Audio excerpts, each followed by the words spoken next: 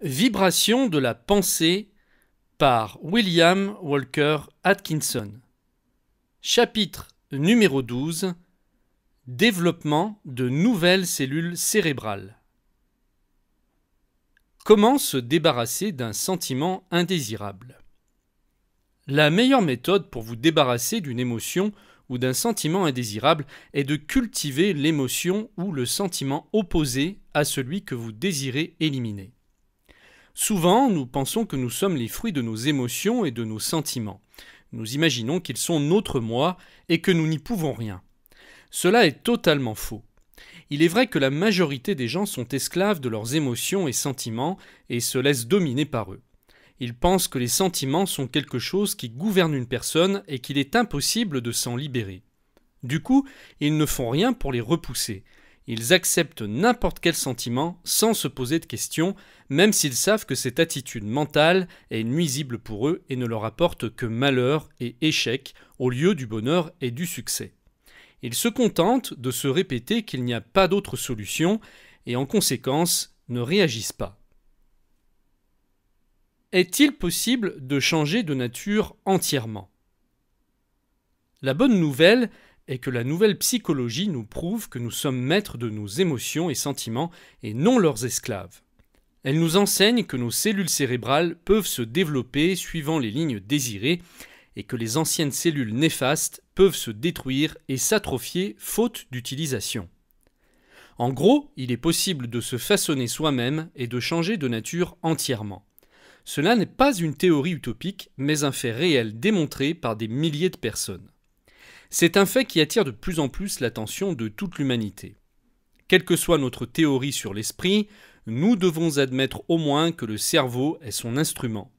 Le cerveau ressemble à un merveilleux instrument de musique composé de millions de touches avec lesquelles nous pouvons jouer une infinité de combinaisons de sons. Nous naissons avec certaines tendances, un tempérament et certaines prédispositions. Ces tendances proviennent de l'hérédité, ou alors des existences antérieures selon nos croyances, mais les faits restent les mêmes. Certaines touches répondent à notre contact plus facilement que d'autres.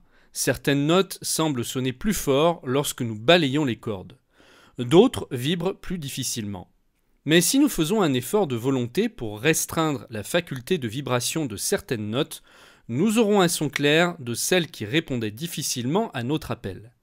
Nous obtiendrons d'elles un bon travail, leurs notes nettes et vibrantes domineront les sons moins agréables. Comment acquérir de nouvelles attitudes mentales? Nous avons des millions de cellules cérébrales inutilisées et en attente d'être cultivées. Nous n'en utilisons qu'une partie. Certaines fonctionnent jusqu'à la mort. En utilisant d'autres, certaines peuvent se reposer. Sachez que le cerveau peut être entraîné et cultivé d'une manière incroyable si vous n'avez jamais étudié le sujet. Les attitudes mentales peuvent être acquises et cultivées, changées et écartées à volonté. Rien n'excuse les gens qui manifestent un état d'esprit désagréable et dangereux car nous avons le remède entre nos propres mains. Par la répétition, nous acquérons des habitudes de pensée, de sentiments et d'action. Nous pouvons naître avec des tendances définies, mais nous pouvons aussi acquérir ces tendances par les suggestions étrangères telles que les influences de notre entourage, de nos lectures, de l'école, etc. Nous sommes un ensemble d'habitudes mentales. Chaque fois que nous nous complaisons dans une pensée ou habitude nuisible, il nous est plus facile de recommencer. Découvrez quelques conseils qui pourraient transformer votre vie et vous rendre heureux. On appelle positives les pensées et attitudes mentales bénéfiques et négatives celles qui sont nocives.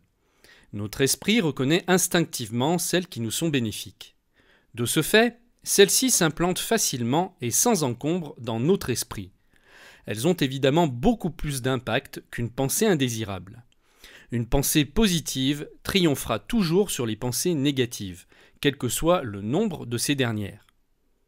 La meilleure façon de vaincre les pensées et sentiments indésirables et négatifs est de cultiver les positifs.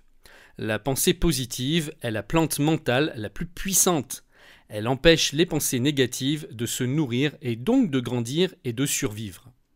Bien sûr, celles-ci résisteront vigoureusement au début. Mais elles mourront inévitablement si nous laissons la pensée positive se développer et nous gouverner. C'est un dur combat à mener car ces cellules mentales négatives se battront jusqu'à ce qu'elles soient faibles. Mais si vous persévérez, vous y arriverez à coup sûr. Ceci est un extrait du cours de William Walker Atkinson, Vibration de la pensée. Pour recevoir l'ouvrage en intégralité, cliquez sur le i comme info ou sur le lien qui apparaît sur cette vidéo. À tout de suite!